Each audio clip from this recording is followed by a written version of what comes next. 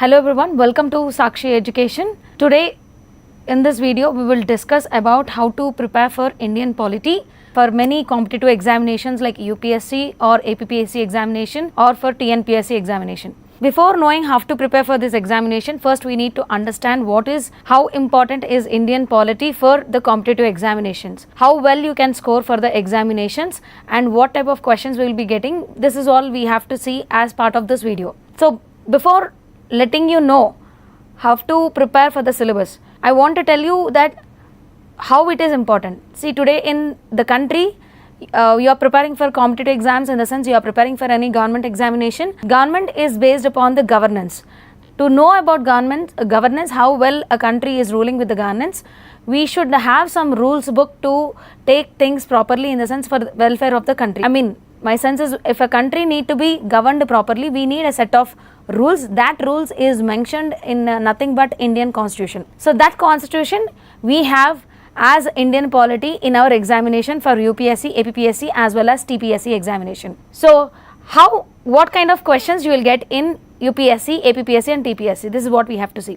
Though the syllabus is same for all these three examinations, though the content part is same for all the three examinations, the preparation will differ from exam to exam. That is, for UPSC the preparation is in a different mode, for APPSC there is a different mode of preparation, and TSPSC. So all the state public service commissions, they have a different mode of preparation.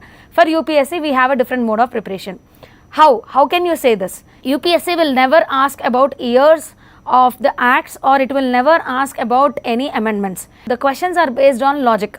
The concept, whatever you learn under Indian polity, based on that concept, it will ask questions logically instead of asking a straight question. Whereas when you go to group 1 examinations or any state public service commission examinations, the questions are asked directly. You don't find any logical question. Every question is in a direct sense. So if you are preparing for state examination, the knowledge you are acquiring with that state examination will help you out to develop the logic. That logic will help you out to clear the paper even in UPSC. So who are all preparing for state public service commissions, generally they will clear off UPSC because they already knew what is all the articles, what are amendments, how they have come up, what is the background. They all knew that. Once they know the content, means the data part, they will develop the logic. With that concept only, they will be eliminating the wrong answers in UPSC examination. So I would like to first, before explaining what is the syllabus of this, I would like to help you out, or I would like to explain how the questions are coming. I'll just give some examples. In 2011, a question was asked in UPSC on Indian polity is, what is the difference between vote on account and interim budget? And it has given two options, that vote on account is issued by regular government while interim budget is given by caretaker government. And a vote on account only deals with expenditure in government's budget, when an interim budget includes both expenditure and receipts. These are the two statements it has given, and it has asked which of the following statements are true, whether it is first statement or second statement, or both one or two, or neither one nor two. This is the question asked in 2011. Please understand, this is a basic question asked in UPSC, but it's having a logic. What is the logic is, vote on account is issued by a regular government, as well as an interim budget is also issued by a regular government. How you can say that is, when you know what do you mean by vote on account, when you know what do you mean by interim budget. What do you mean by vote on account? Vote on account is nothing but, for every budget, we all knew that budget session starts up in the month of February or January ending, and it ends up somewhere in May. They'll take a break, again they will discuss, and that's how the budget sessions ends up. Now, as long as the budget is not accepted, government cannot do expenditure from April. Why I am saying April is because any financial year starts from April to March. So to start our expenditure or to do the expenditure for coming April to March, government need to approve the budget in budget session. Till that time, government cannot do any expenditure. Now the question is, if the budget is not able to pass, or its government is failed in passing the budget before April, how about the expenditure? What happens to the expenditure? How government is going to pay the salaries? How government is going to do money or spend money or allocate money for the welfare programs? Is, for that particular purpose, government has arranged a separate temporary kind of budget called as vote on account. So Vote on account is a concept which is acting as a substitute for the full-time budget. I mean, till the full-time budget is approved, this temporary budget will help for the government to do their expenditure. Now, this vote on account is issued every year. Every year they will issue irrespective of elections or irrespective of any issue. Vote on account is given, and vote on account, under vote on account, how much money will be generally approved is 1/6 amount of the total budget would be approved as part of vote on account. Now see, this is the concept you have to know. Once you know this concept, you will be able to eliminate the wrong answer. In this particular question, the first option stating that vote on account is given by regular government and interim budget is given by caretaker government is a wrong thing. Even interim budget is also given by a regular government. How can you say that? What do you mean by interim budget? Interim budget is nothing but a budget which will be issued on an year where election is going to get conducted. Example, 2019 we have elections. Now elections comes in the month of April, May. At the same time, the financial year starts from April to March. Now government, whatever the present government is there, they cannot go for budget sessions. They will conduct a budget session. Meanwhile, they will get the elections. So the complete budget session will not happen. But still expenditure will not stop. My sense is, even though we have elections, no government office will not stop functioning. Every government office needs money. For that money, at the same time, we cannot approve the budget without the new government coming in. So how you are going to handle the situation is, they are introducing a budget called as interim budget. This particular interim budget will be introduced only during election time. So whatever year, whatever interim budget is there, it will be usually at the time of elections time. Rest all years, it is called as, the temporary budgets are called as vote on account. Now interim budget is also issued by a regular government. It is not issued by any temporary government or a government till the time they come up. So please understand that how to eliminate the wrong answer is, once you know the concept of what do you mean by vote on account, and once you know what is the concept of the interim budget, you can eliminate the wrong answer. By this, we have to understand, in this particular question, the first option is not correct, only the second option is correct, where both vote on account and interim budget are having details about both expenditure, only they will have about expenditure. So the second option is correct in this question. Likewise, there are other questions. I will just take the example of 2017, where some questions have been asked, or in 2015 I will take up. With reference to the cabinet mission, which of the following statements are true? It recommends a federal government, it enlarged the powers of the Indian courts, it provided for more Indians in the ICS. Which of the following statements are correct? Directly you can eliminate the second answer and third option, because the cabinet mission is part of Indian national movement, has recommended a federal government, in the sense they have come up with a concept of union and state government. They didn't speak about anything, the powers related to Indian courts, and there was no such discussion about more Indians in Indian civil services. Cabinet mission only focused on giving independence, or how to give independence, how they need to divide the India, or whether we should give a separate country or not to the other groups. That discussion has happened under cabinet mission. So according to that, only the first statement, that is cabinet mission has recommended only about federal government, is mentioned. This question you will find out in the first chapter of Indian Constitution, that is historical underpinnings of Indian Constitution. As part of the chapter, you will know how the Constitution has evolved. From there they have picked up this question in link with history. And next, we have one more question. Which of the following is the largest committee in the parliament? Please understand, the largest committee, not the oldest committee. Students usually get confused over here. Options: the Committee on Public Accounts, the Committee on Estimates, the Committee on Public Undertakings, and the Committee on Petitions. No, Committee on Petitions is very small group.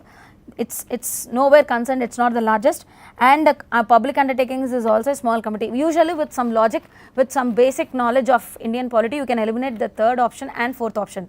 People or students get stuck between the first question and the second question, that is the Committee on Public Accounts and the Committee on Estimates. Please understand, Committee on Public Accounts is the oldest committee in Indian Parliament, which was started in the year 1921, whereas Committee on Estimates is the largest committee because whatever government need to do for 1 rupee expenditure, everything will be referred to this Committee on Estimates. This Committee on Estimates only will decide about how much approximately they require the money. So by this logic, Committee on Estimates is considered as the largest committee in Indian Parliament. This question is being taken by a chapter called as Parliamentary Committees. From that chapter they have picked up this question. Next, one more question. Consider the following statements regarding the no confidence motion in India. There is no mention of no confidence motion in the Constitution of India. A motion of no confidence can be introduced in the Lok Sabha only. Which of the following statements are true? Very popular question, and in very recent times we have seen that government is undergoing no confidence motion. Now what do you mean by no confidence motion? And the question is about which of the following statements are true. Is it first statement, second statement only, both 1 and 2, or neither 1 nor 2? See, please understand that it is true. There is no such mention of no confidence motion in the Constitution. Instead, it is a word or it is a process developed by the Parliament. So, no confidence motion, it's like an informal tool of terminating a government or expressing we are not confident on this government. So, no confidence motion is not something mentioned in Constitution. It's an informal tool. Second question is, can be introduced only in Lok Sabha? No, there is no such concept. It can be introduced either in Lok Sabha or Rajya Sabha. So, we'll see one more question, that is for UPSC. Consider the following statements regarding no confidence motion in India. There is no mention of a no motion confidence in the Constitution of India. Second statement is a motion of no confidence can be introduced in Lok Sabha only. Right. Both statements are correct. Please understand that there is no reference of no confidence motion in the Constitution. It's a process initiated by the Parliament. And second point, yes, no confidence can be introduced only in Lok Sabha but not in Rajya Sabha, because the people's direct representatives are there in Lok Sabha, not in Rajya Sabha. So the power of terminating or removing a government is vested with Lok Sabha members only in the form of either confidence motion or no confidence motion. What happens under no confidence motion is, a party will initiate a no confidence motion, and the speaker would be asking how many people would pass this no confidence motion. If many people are raising hands that they would pass this no confidence motion, it means that the members of the Parliament are not having confidence on that government, and automatically the government would be dissolved.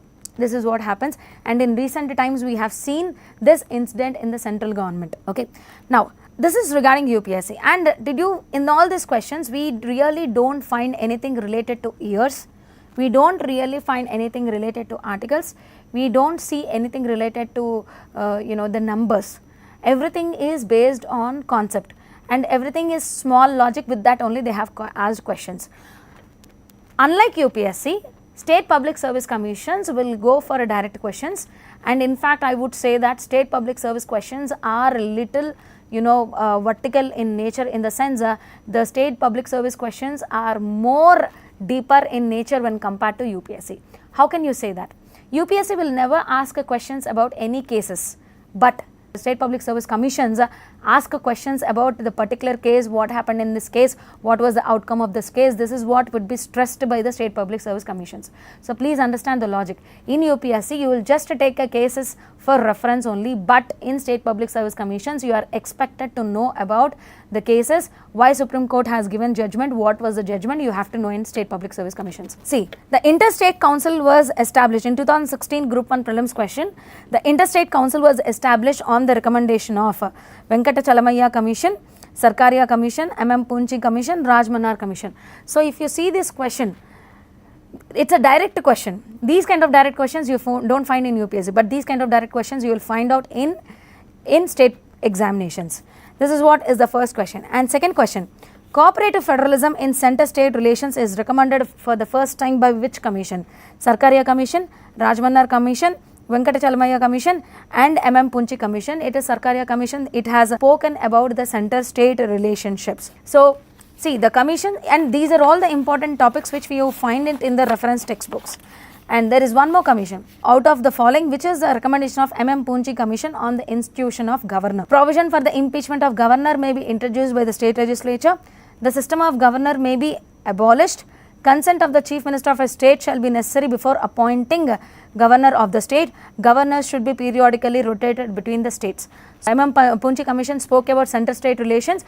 As part of that center-state relations only, he spoke about governor because governor is acting as an agent between center and state.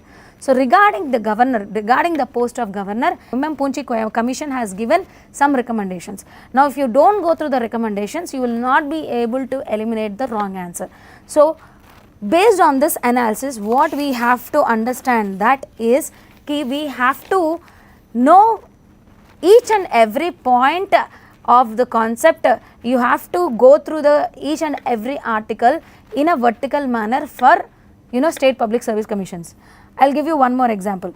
Which of the following may be a violation of fundamental rights? Maybe a violation of fundamental rights: banning of a book, not paying minimum wages, prohibition of separatist activities, not allowing loudspeakers in a religious procession.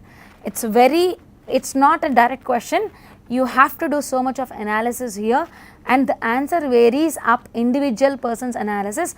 Means one person will understand violation of fundamental right, one person will have a feeling of fundamental rights in one sense, others, though constitution has given a set of fundamental rights, each and every individual will have their own analysis regarding the fundamental rights.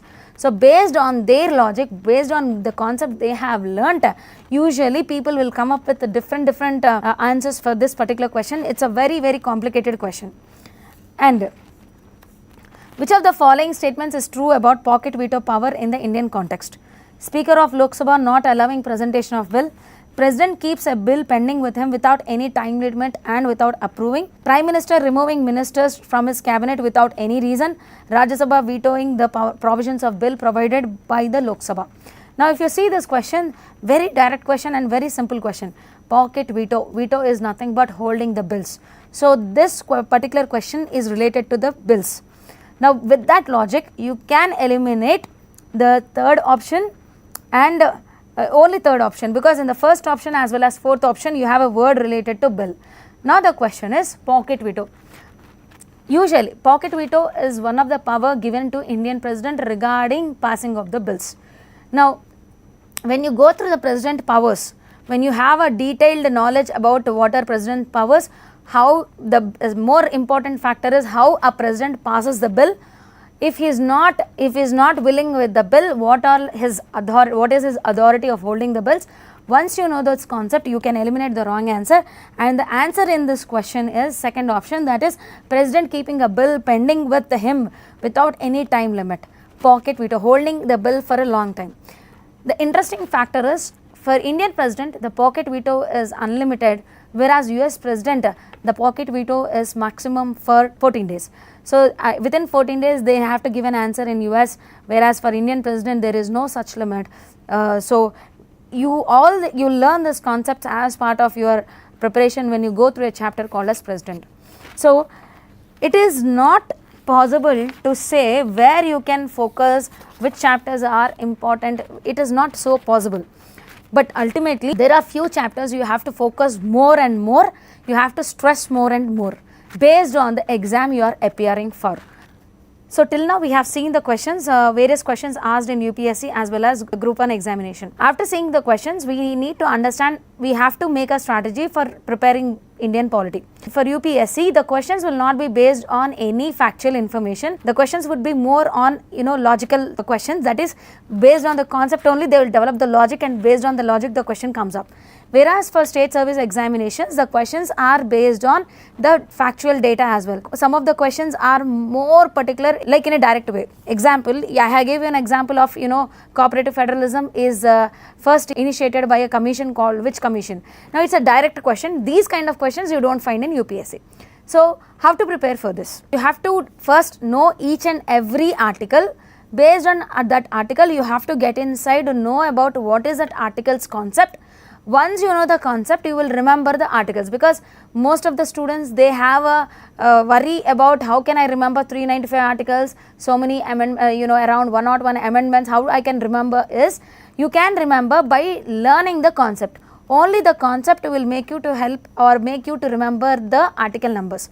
And everyone don't know all the 395 articles, please remember this. But you are expected to know articles from article 1 to fundamental duties, that is article 51A. Post fundamental duties, you have to focus on remembering the articles where your previous questions have come up. I am talking about state examinations, not for UPSC. Now, usually students will never remember the questions, never remember the articles post 200.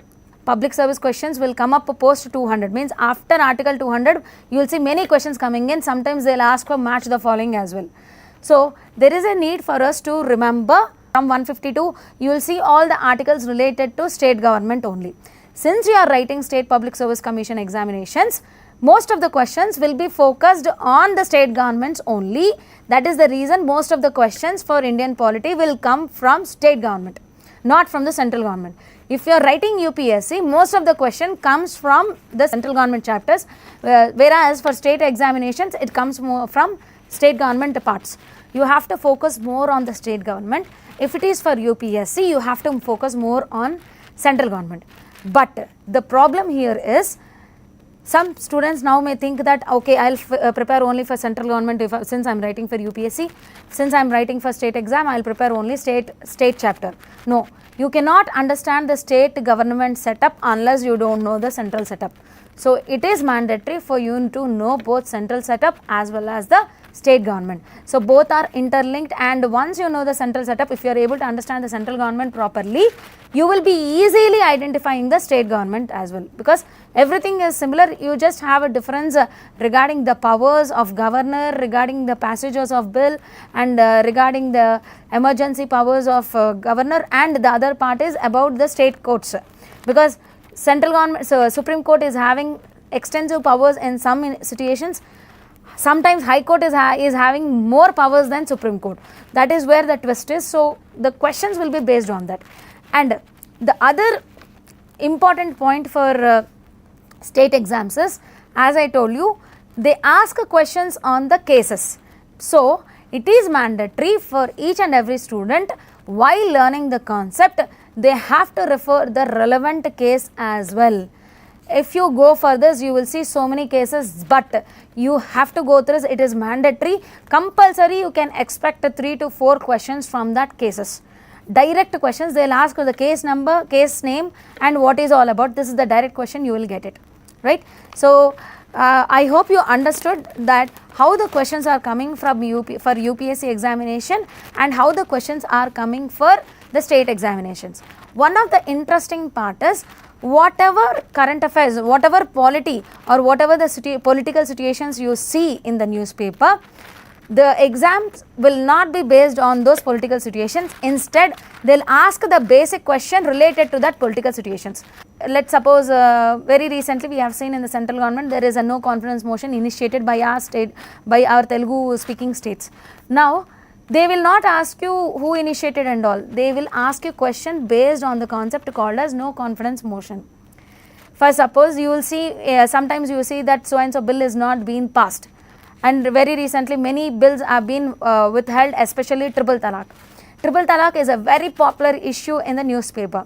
Now triple talaq, they will not ask about triple talaq. Instead, they will ask a question related, concept related to triple talaq. First, they may ask a question related to triple talaq concept wise, or they may ask questions about the cases that have undergone for demanding triple talaq from very long back. So this is how you have to develop. If you know the current affairs, you can definitely know from where the conceptual questions will come in. So it is all interrelated, that the static portion what you are learning under Indian polity, you have to link them to the current events you are going. Once you link them to the current events, you will find out the questions coming up from there based on the concepts only.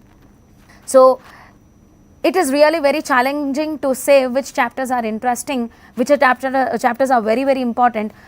All the chapters are important, but those chapters are not tough. It's very easy. That is what we will do in the next video. We'll learn about how to prepare the syllabus, how can we remember the syllabus, and we'll kickstart with each and every article.